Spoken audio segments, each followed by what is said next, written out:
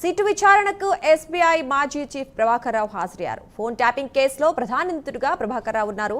America నుంచి నిన్న హైదరాబాద్కు చేరుకున్న ప్రభాకర్ రావు సుప్రీంకోర్టు ఆదేశాలతో విచారణకు హాజరయ్యారు. ప్రభాకర్ రావు స్టేట్మెంటు సిట్ అధికారులు రికార్డు చేస్తున్నారు.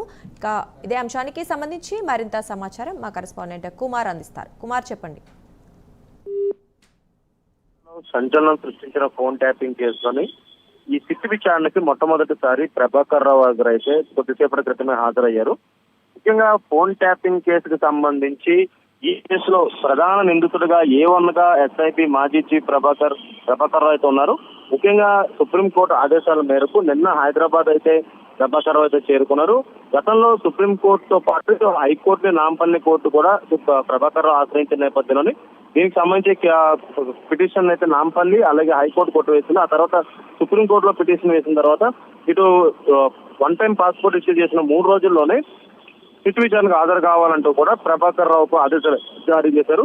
ఈ నేపథ్యంలోనే నిన్న యుఎస్ నుంచి నిన్న సాయంత్రం హైదరాబాద్ అయితే ప్రభాకర్ రావు చేరుకున్నారు. కొద్దిసేపటి క్రితమే ఈ రోజు ఉదయం కొద్దిసేపటి క్రితమే ఇటు సిట్ విచారణకు అయితే హాజరయ్యారు. జూబ్లీహిల్స్ పిఎస్ లో ప్రస్తుతం సిట్ విచారణ అయితే ఇంకా కొనసాగుతుంది.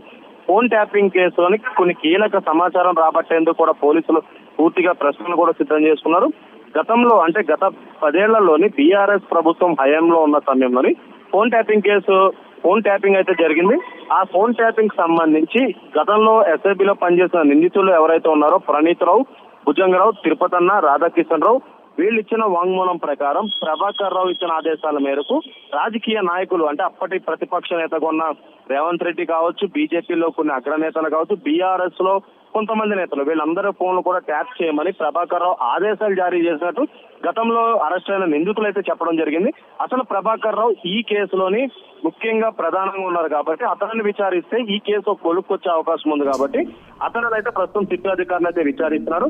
ముఖ్యంగా రాజకీయ ఒత్తిడితో ఏదైతే ఈ ఫోన్ ట్యాపింగ్ చేశారన్న దానిపై ఒక అంశంపై పోలీసులు విచారణ కొనసాగిస్తారు. అలాగే మరొక పక్క రాజకీయవేత్త ఫోన్లు ఎవరు ట్రాప్ చేయమన్నారు అనే దానిపై కూడా ప్రస్తుతం విచారణ కొనసాగుతుందని చెప్పారు.